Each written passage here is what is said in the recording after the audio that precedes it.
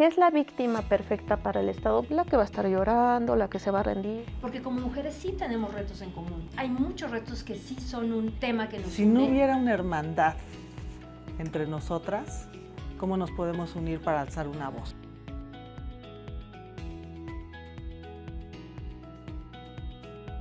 Hola, ¿cómo están? Muchísimas gracias por acompañarnos. Bienvenidos a este espacio hecho especialmente para conmemorar el Día Internacional de la Mujer, en el Mes Internacional de la Mujer, en Nueva Mujer Talks. Como saben, nuestra misión es apoyar, empoderar a las mujeres y me encanta tener hoy estar rodeada de 3 mujeres increíbles que me inspiran en sus diferentes ramos y con las cuales vamos a platicar en este Círculo Sorora. Muchísimas gracias por estar con nosotros. Quiero ir ahora a darte a ti, Abril Rodríguez, el micrófono, bueno, el liderazgo de este segundo tema.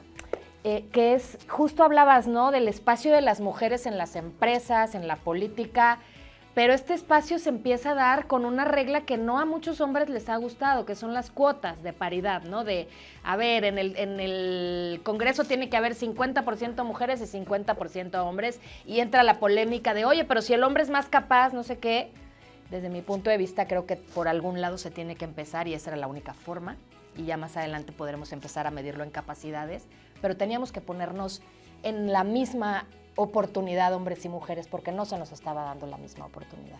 ¿Qué piensas de esta paridad? A ver, las cuotas son un tema sumamente polémico. Yo pienso que son un medio, no un fin, pero sí definitivamente son relevantes porque es un catalizador para un cambio. ¿Y cómo surgen las cuotas? Surgen porque en los 70s, en los países nórdicos, dicen, no, ya no tenemos representantes en el poder legislativo, y establecen una meta de vamos a empezar a pedir que haya un cierto rango de mujeres legisladoras, y así es como empiezan a incentivar, y hoy son unos de los países, Noruega, Finlandia, que más mujeres tienen en posiciones del Congreso. Y algo muy importante que siempre enfatizo, las cuotas parten de una premisa de que no ha habido un piso parejo. Y no necesariamente implica que no haya un mérito o una capacidad para quienes ocupan sus espacios. Por ejemplo, la Unión Europea acaba de establecer el año pasado, a finales de 2024, que todas las empresas públicas tienen que tener un 40% de mujeres en los boards, en los asientos de los consejos de administración. Y señalan, si tú no lo cumples va a haber multas y los nombramientos que hagas de consejeros hombres pues van a ser revocados. Y la pauta es, en igualdad de competencias y de capacidades, debemos de preferir por el sexo que no está debidamente representado.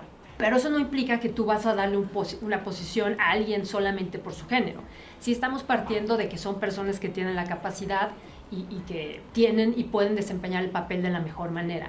Pero sí definitivamente son fundamentales. ¿Por qué? Porque cuando meten esta regla en 2024 y voltean a ver la diferencia, las brechas que había entre países europeos, todos los países que habían establecido leyes antes, estableciendo cuotas, Italia, Alemania, Países Bajos y Francia, sobre todo, que es el que tiene el porcentaje más alto de mujeres en boards, todos esos estaban en un 38%, Francia en un 45%.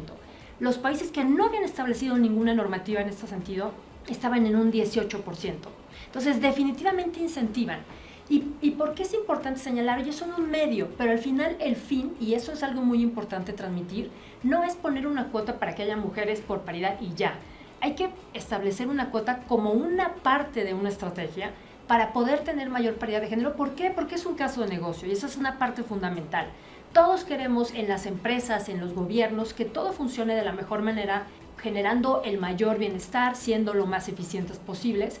¿Y qué pasa cuando tú tienes empresas donde tienes políticas de diversidad e inclusión y un piso de alguna manera donde tienes diversidad e inclusión? Porque diversidad se da per se, o sea, en cualquier lugar tú vas y hay personas distintas. Y la inclusión sí conlleva un trabajo donde tú estableces pautas y políticas para que las personas puedan tener la libertad de ser quienes son, de decir lo que dicen.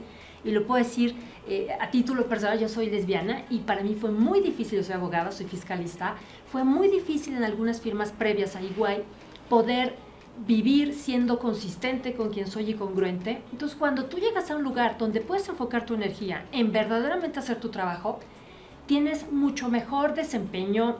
Los mercados al final ya son más globales y diversos. Si tú no entiendes la diversidad que hay afuera, no puedes prestar los servicios, los productos, entender las necesidades de un mercado que cada vez es más demandante, ¿no? Entonces es fundamental empezar a incentivar y motivar para que se generen estos espacios y haya mucho mayor equidad. Y el tema ahí también es porque nosotros cuando tú volteas, somos la mitad de la población, pero cuando volteas a las empresas, realmente en las posiciones de liderazgo no hay una representación acorde de las mujeres de la plantilla laboral. Entonces eso es algo que tenemos que trabajar para cerrar esa brecha.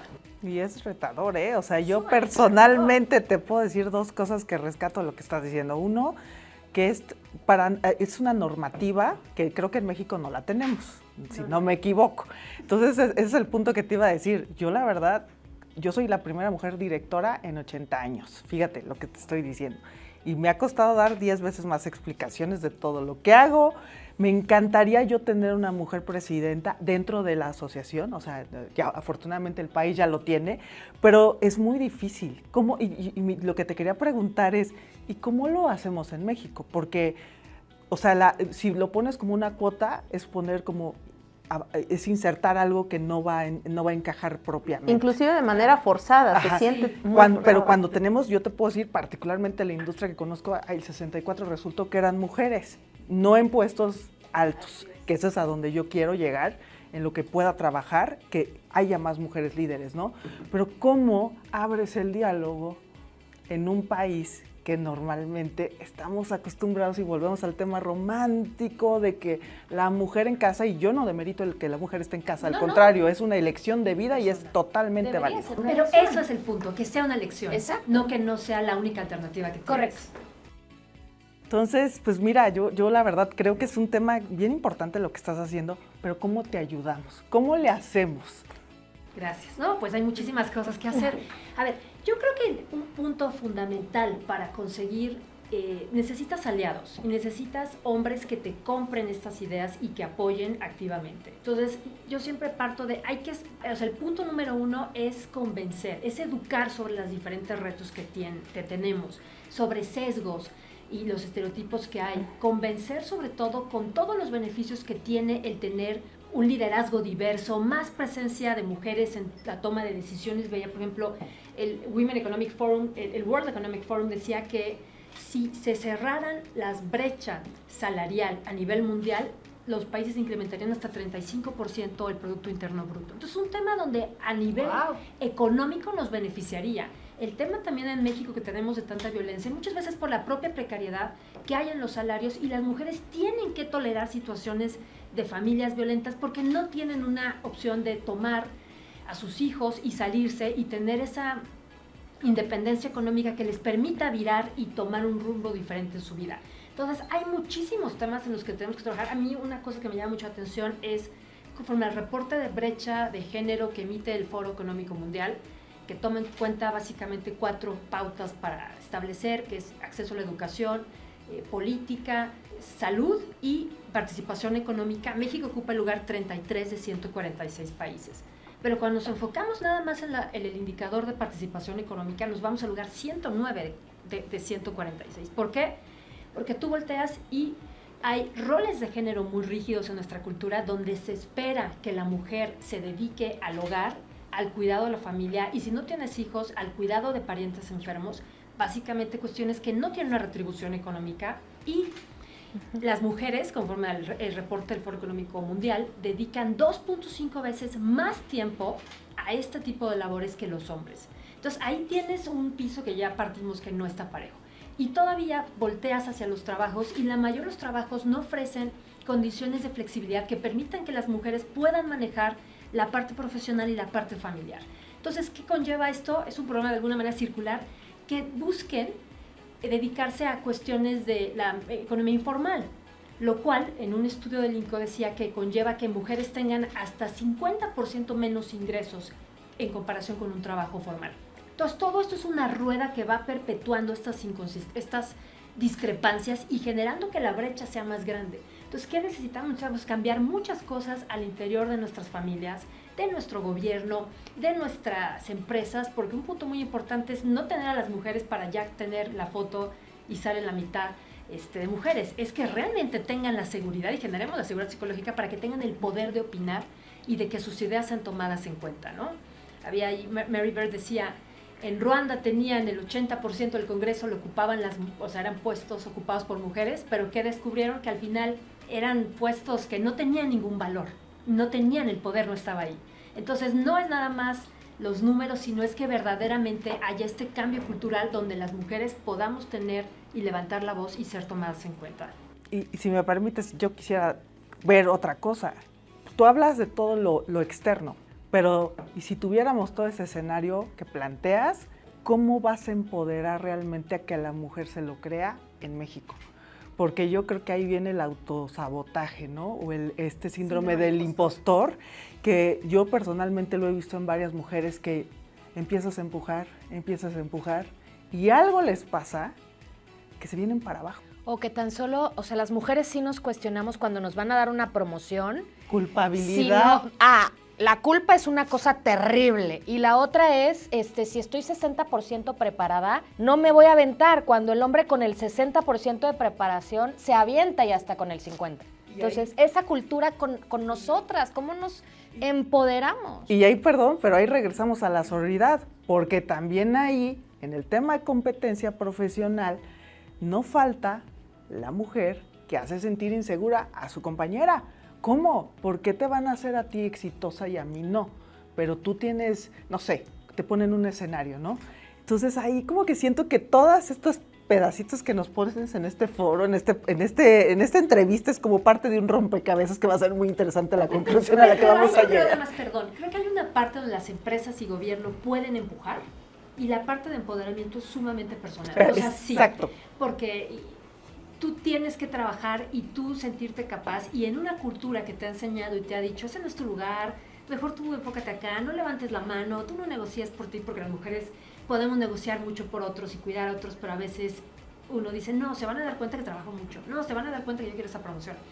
Entonces, también cambiar esa mentalidad interna, pero creo que es un trabajo que se tiene que abordar desde los dos frentes para abrir el camino, porque si tú tienes y das las oportunidades y las mujeres no se avientan, sí, no funciona. Y si las empoderas y no hay oportunidades, es frustrante. Entonces, de alguna manera es algo que se tiene que manejar de las dos vías. ¿Cómo ¿no? llegamos a ese punto de equilibrio para que estas estrategias tengan ese éxito, ¿no? ¿Qué pedimos? ¿Qué damos? ¿No? O sea, yo te lo hablo, mira, yo ahorita empecé a abrir una capacitación y mentoría precisamente para estas chicas jóvenes que empiecen realmente a tomar los skills de las que ya tienen un trayecto, pues otro camino. O sea, simplemente tu abuela, tu mamá, tu bisabuela, imagínate si todas nos pasáramos toda esa información, seríamos otro tipo de mujeres, ¿no? Que hoy en día, ¿cómo le hacemos para aprender eso? ¿Dónde te lo enseñan, no? Es un trabajo, yo creo, interno, y también hay elementos que te pueden ayudar. En la firma también tenemos varios talleres de empoderamiento y creo que sí, un punto también muy importante es la visibilidad. Cuando tú volteas y entras a una empresa y ves que hay personas, o sea, hay mujeres en las posiciones de liderazgo, dices, mira, puedo, si yo me esfuerzo mucho, llegar ahí, pero ya entra un componente mío. Pero cuando tú llegas a un lugar y hay puros hombres y abajo hay hombres y abajo hay hombres y toda la base de la pirámide son mujeres, pues definitivamente dices, aquí no hay mucho futuro, ¿no? Por más que me esfuerce, porque va a ser romper el techo de cristal, y subiendo, entonces, no sé, pero al final, y algo bonito es cuando uno va rompiendo y avanzando cosas, dices, ya estamos de alguna manera dejando pauta para que otras personas vean que sí se puede hacer. Ya se rompieron esos muros. Pero es todo un trabajo que bastante complejo. Sí, es a su vez también un acto de rebeldía personal, pero también realmente qué mensaje te está mandando alguna institución de gobierno, qué mensaje mandan las empresas cuando se trata, ya viene el 8 de marzo, sí, todos concursos, todos Punto que... para hacer. Pero ¿qué pasa el resto? Ya, inclusive ya se están olvidando del 25 de cada mes, ¿no? Que de pronto pareciera que es una moda y no la intención de un verdadero cambio. ¿Tú qué le dirías a las empresas y a los gobiernos, de las entidades federativas que solamente se preocupan, porque justamente es eso, la cuota, ¿no? Sí. La cuota del 8 de marzo y después a violentar sus derechos humanos, ¿no? Eso es, o por lo menos a mí sí me toca percibirlo de esa manera y es muy frustrante porque te sientes utilizada, te sientes que solamente puedes brillar ese día y los 364 días del año que restan, no. Bueno, 363 porque también viene el 25 de noviembre. Sí, a ver, creo que es un esfuerzo constante. O sea, a ver, estamos hablando de cambiar una cultura. Y cambiar una cultura es una cuestión paulatina, por una parte, para que realmente sea consistente. Hay una frase de Tácito que me encanta, la lentitud es más propia a la firmeza. O sea, es poco a poco, pero de manera contundente y no dar bandazos y luego regresar. Creo que es terrible lo que comentas del pinkwashing, donde claro, lo mismo ocurre en junio, en el Pride, y todas las empresas tienen todas las banderas y todo el mundo hace foros y eventos y regalan corazones. Es muy importante ser consistentes y es sumamente ahorita con todo el clima que estamos viviendo político en Estados Unidos, que están todas las noticias sobre cambios de muchas empresas importantes en sus temas, en sus equipos de diversidad, sus políticas de diversidad e inclusión, es sumamente importante ser muy congruentes y honestos, ¿no? Y decir, este es un esfuerzo y es un tema muy importante porque el punto número 1 es lo correcto. Nosotros como entidades de seres humanos no podemos generar condiciones y perpetuar condiciones que coloquen a ciertas personas en una situación de vulnerabilidad. Y además es lo correcto, es lo correcto y además desde una perspectiva económica hace todo el sentido en temas de eres una empresa con menor rotación, las personas se desempeñan mejor, tienes mejor desempeño financiero, tienes más innovación al tener personas diferentes en la mesa y tomarlas en cuenta. Entonces es un esfuerzo y verdaderamente, por eso yo decía, es muy importante sensibilizar sobre las diferentes realidades y los retos. Algo que hacemos mucho en la empresa y estamos trabajando son temas de mentoría, estamos ahora trabajando temas de mentoría inversa, donde agarras a un hombre y le platican varias mujeres su situación, sus retos, porque uno no entiende uno no sabe lo que no sabe. Entonces, cuando te empiezas a sensibilizar de las diferentes realidades... Si no tienes periodo, no sabes qué es el periodo. Ningún hombre tiene un periodo menstrual, ¿no? Claro. Y a ningún hombre lo entrevistan, a ningún CEO en los paneles y le preguntan ¿cómo compaginas tu vida laboral con tu vida familiar? Porque no se hace, porque se asume que no, eso es algo que le compete a las mujeres. Entonces es algo que tenemos que trabajar todo el año. Me parece que es importante también visibilizar cuando sean estos esfuerzos y en esos momentos decir, ojalá vamos a darle seguimiento a esta política, a esta pauta, porque no es un tema, porque incluso es contraproducente, sería mejor no hacer nada a pretender el 8 de marzo decir, somos sumamente incluyentes y paritarios y después meter todos los globos al cajón y olvidarse y en un año volvemos a tocar claro, el tema. Sí. Pero sí es importante ser congruente. Sí, Abril. sobre todo. Y la responsabilidad, toda la razón, tiene toda la razón. Son puntos muy importantes que, como lo compartí hace unos momentos, no se hablan por miedo a que te señalen ya siéntese señora, no esté hablando de esos temas que no le competen, ¿no? Entonces, creo que sí son temas muy importantes de los cuales se habla muy poco porque sí existe como este estigma de que no, ¿qué van a decir? Pero pues agradecemos mucho que lo digas abiertamente porque justo hace esta semana les quiero compartir una compañera pues estaba muy ansiosa, ¿no? Vanessa, y me decía, es que ya cambiaron de jefe. ¿Y ahora qué voy a hacer? ¿Y si me corren? Porque ya tengo tantos años, ¿no? Y me dio mucha risa este momento risa y qué cruel, porque dice que llega el nuevo jefe y empieza a llamar a uno por uno, ¿no? Y ella no pasa, hasta ese momento todavía no pasaba. Y se decían entre los compañeros y compañeras, seguramente es muy machista porque solamente está llamando a puros hombres. Y le dicen, no, es que es por jerarquía. Y se dieron cuenta que no pasaban mujeres porque son las que ocupan los espacios más bajos de la pirámide, ¿no? Y eso es muy grave y muy triste. Que yo creo que ahí es donde nosotras tenemos que empezar a generar alianzas, ¿no? Porque cuando tú incluyes también a los hombres dentro de una estrategia, ellos se van a sentir parte y no se van a sentir competencia o aislados.